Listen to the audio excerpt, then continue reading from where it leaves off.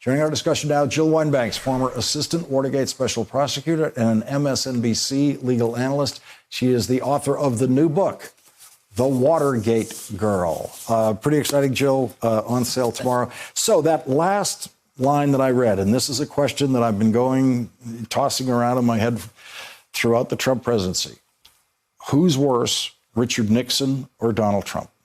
They're both bad, but there is no question in my mind that Donald Trump is a much more existential threat to democracy than Richard Nixon was. And when you talk about vindictive and the purges, I would say that Nixon was vindictive and he retaliated against anyone he saw as not being loyal to him.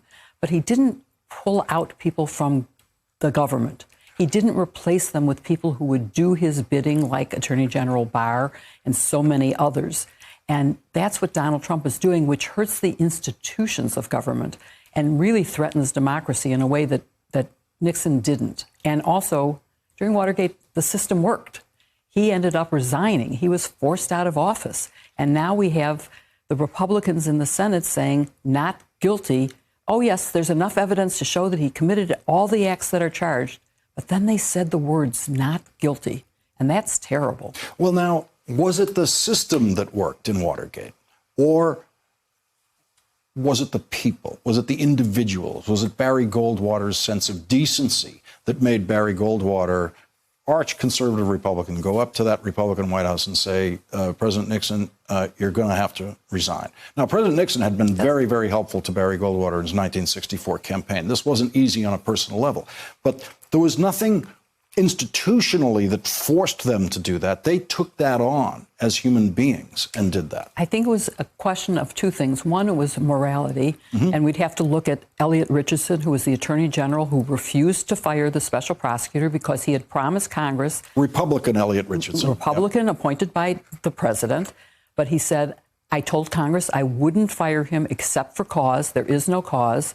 So Nixon fired him, and then the Deputy Attorney General, Ruckelshaus, refused to do the same task assigned to him, and he was fired.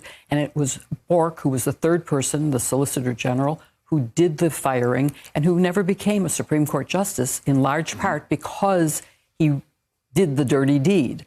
But it's also because of the media. Back then, we had 3 networks, and they all had the same facts. Now you have what are called alternative facts, which are lies, basically. They can't be alternative facts. There are facts and there are non-facts. And people actually believe what Donald Trump says, even though it's contradicted by evidence in plain sight. I really want to get your reaction to the Weinstein verdict tonight, because you've been practicing law since the 1970s. A prosecution like this was inconceivable in the 1970s, inconceivable until very recently, when prosecutors always wanted the perfect, They wanted what they would call the perfect victim. They wanted the perfect victim. They blamed the victim. This is in the days when what the victim wore was part of the evidence. And if you were dressed provocatively, it was your fault that you got raped. And so prosecutors didn't bring cases as a result of that. And the laws had to be changed. For example, if you had a prior sexual relationship with any person, even in a loving, committed relationship, that was used as evidence against you. And those are things that the law has changed. But I think attitudes have finally caught up, and that the Me Too movement, which I would have thought started with, for example, Donald Trump and his... Should have, yeah. It should have.